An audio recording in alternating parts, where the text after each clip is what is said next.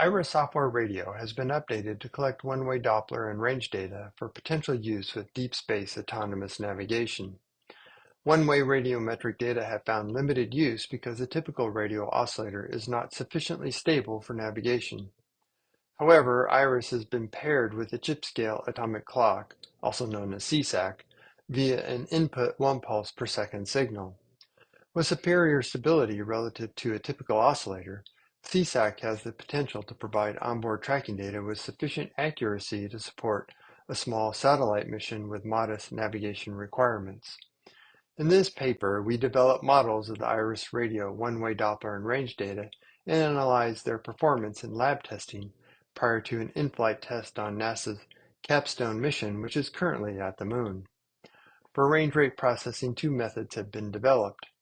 Method 1 is a direct calibration for TCXO effects using CSAC TCXO time comparison data, and Method 2 common filters this data prior to calibrating for the TCXO effects.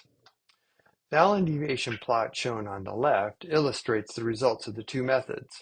Method 1 is shown in red, and Method 2 is shown in green, and the native TCXO-based stability is shown in the blue curve.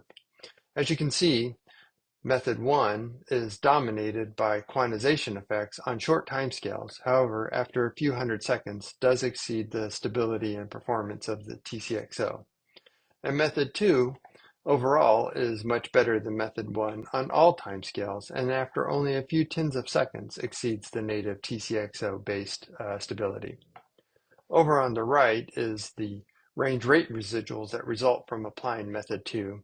And what is shown here is the range rate on a 60-second count time, and the overall standard deviation that's achieved on this integration time is about 11 millimeters per second.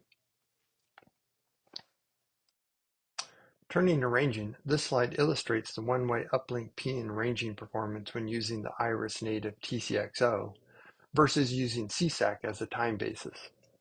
On the left are the TCXO results from the ground test data, and the range exhibits a clear drift over the test period of about a half a day and wanders almost 2,000 meters. While on the right, the CSAC results are much more bounded, exhibiting about a 12-meter variation. If used in orbit, this bounded error would ultimately yield better orbit determination results over using the native TCXO that is drifting. The paper develops the theoretical models in detail and applies them to this test data. These results show how the developed methods could be useful for spacecraft navigation. Thank you.